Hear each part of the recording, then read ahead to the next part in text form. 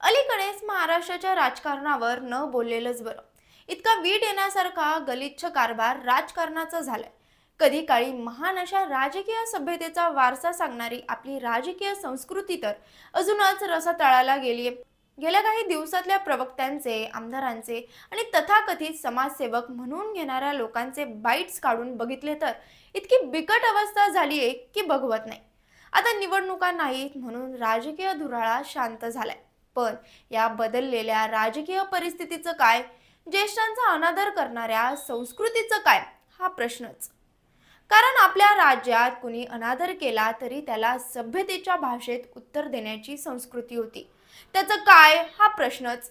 स्वर्गीय यशवंतराव चव्हाण हे महाराष्ट्राचे मुख्यमंत्री असताना एका ज्येष्ठ संपादकाकडून त्यांचा अनादर झाला होता. थेट यशवंतराव चव्हाण यांच्या पुरुषत्वावरच प्रश्नचिन्ह उपस्थित करण्यात आले होते. पण यशवंतरावांनी किंचितही तोल ढळू न देता आदरपूर्वक उत्तर देत तो प्रश्न मिटवला होता. नेमका काय होता तो विषय? कशामुळे त्यावेळी थेट तत्कालीन मुख्यमंत्री यशवंतराव चव्हाण यांच्यावर एका संपादकाने आरोप केला होता? हेच आता आपण किस्से मुख्यमंत्र्यांचे या सिरीजमधून समजून घेऊया. नमस्कार, मी शिवानी.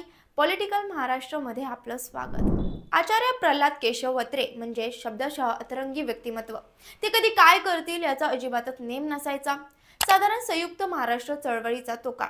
त्या काळात अत्रेंची पत्रकारिता आणि संपादकीय कारकीर्द त्यावेळी फॉर्ममध्ये होती. अत्रेंचे त्यावेळी असलेले शत्रू म्हणजे महाराष्ट्र विरोधी असलेले सगळेच लोक. तत्कालीन प्रधानमंत्री पंडित जवाहरलाल नेहरू यांचा भाषावर प्रांतरचनेला विरोध म्हणून ते मराठी भाषिकांच्या महाराष्ट्र राज्यासाठी अनुकूल नव्हते.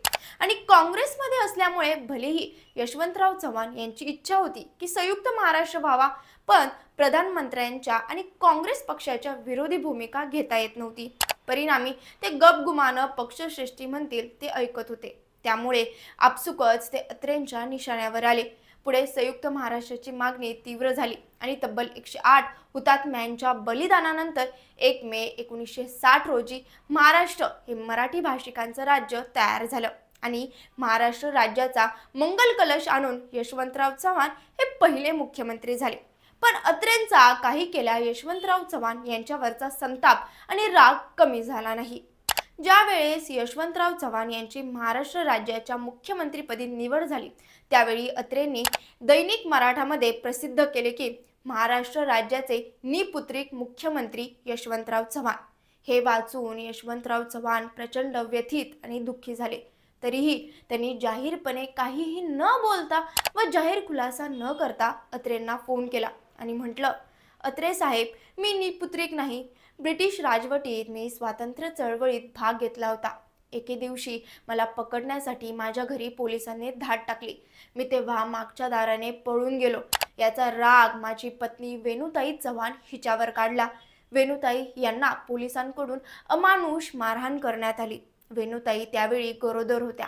मारहाणीवेळी पोटावर लाथ लागल्यामुळे त्यांचा गर्भपात झाला. उपचार करणाऱ्या डॉक्टरांनी सांगितलं की त्या आता कधीही आई बनणार नाहीत.